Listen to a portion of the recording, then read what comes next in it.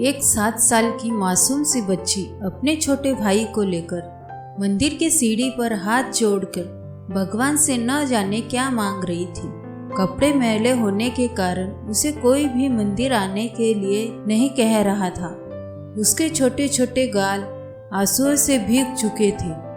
आते जाते लोग सीढ़ी पर चप्पल जूते निकालते समय उन दोनों भाई बहन को देखते पर दूर से ही चले जाते और वो बिल्कुल अनजान अपने भगवान से बातों में लगी थी। जैसे ही वो उठी, एक अजनबी ने उसका नन्हा सा हाथ पकड़ा और पूछा, क्या मांगा भगवान से? उसने अपनी सहमी सी आवाज में कहा, मेरे पापा मर गए हैं, उनके लिए स्वर्ग। मेरी माँ रोती रहती है, उनके लिए सब्र और खाने पीने के लिए थोड़े से पैसे। तुम स्कूल जाती हो? अजनबी ने ऐसे ही पूछ लिया।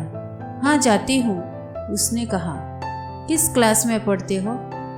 अजनबी ने पूछा। नहीं अंकल, मैं पढ़ने नहीं जाती। माँ चटपटी इमली बना देती है, वो स्कूल के बच्चों को बेचती हूँ। बहुत सारे बच्चे मुझसे चटपटी इमली खरीदते हैं। हमारा यही काम धंधा है, इससे हम अपना घर खर्च करते हैं।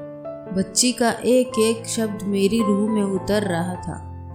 तुम्हारा कोई रिश्तेदार? न चाहते हुए भी अजनबी ने बच्ची से पूछ बैठा। पता नहीं, पर पापा थे तो एक चाचा आते थे, हमारे घर ही खाना खाते थे और साथ में भी ले जाते थे।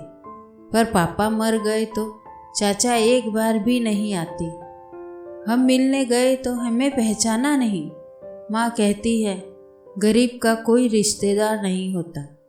माँ झूठ नहीं बोलती, पर अंकल, मुझे ऐसा लगता है माँ कभी कभी झूठ बोलती है। जब हम खाना खाते हैं, हमें देखती रहती है। जब कहती हूँ, माँ तुम भी खाओ, तो कहती है, मैंने खा लिया था।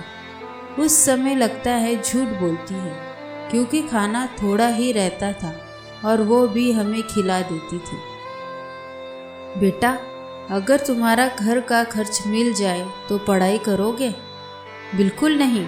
पढ़ाई करने वाले गरीबों से नफरत करते हैं और हम भी गरीब हैं। मैं पढ़ लिख गई, मैं भी गरीबों से।